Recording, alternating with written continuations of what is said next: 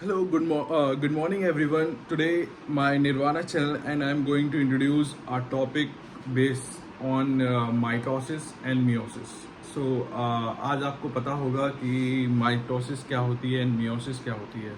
तो माइटोसिस एक प्रोसेस होती है जो कि सेल साइकिल के लिए बहुत रिस्पॉन्सिबल होती है, जहाँ पे एक सेल दूसरी सेल में डिवाइड हो रही है, यानी कि एक सेल से दो सेल्स में बन रही है. तो इस प्रोसेस को हम क्या कहते हैं? Mitotic division. तो आज मैं आपको थोड़ा सा इसका इंट्रोडक्शन दूंगा, किस तरीके से ये काम करती है ना. तो पहला क्या है, सेल बायोलॉजी में ये आता है ना चैप्टर. और इसमें क्या होता है, इसमें दो टाइप के डिवीजन होते हैं. पहला डिवीजन होता है माइटोसिस, जिसे हम कहते हैं इक्वेशनल डिवीजन, यानी कि 1n से 2n बन रहा है ना, डिप्लॉयड सेल्स बन रही हैं. फिर मियोसिस होता है, फिर जो 2 सेल्स थी वो फिर और 2 सेल्स में डिवाइड हो रही हैं.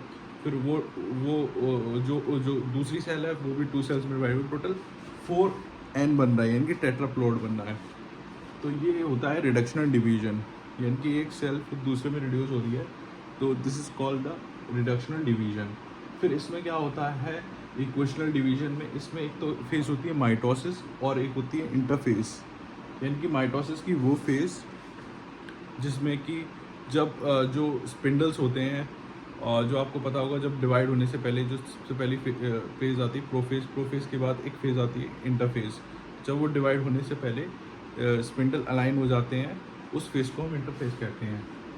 ये थोड़ा सा आपको मैंने डिस्क्राइब कर रखा है, जो कि एक सेल साइकिल है. सेल साइकिल कैसे काम करती है उसके बारे में आपको बताऊंगा. पहला तो जो होता है M for mitosis, G1 for gap 1 phase, यानी कि इस फेज़ में कुछ प्रोसेस नहीं हो रही है ना, इसे गैप फेज़ कहेंगे. फिर G2 गैप फेज़ है. फिर इसके बीच वाली जो फेज़ है इंटरफेज़ है, जब अलाइन होंगे. फिर S फेज़ का मतलब हो गया DNA सिंथेसाइज होगा. इस फेज़ में क्या होगा, सेल का DNA बनेगा, ठीक है.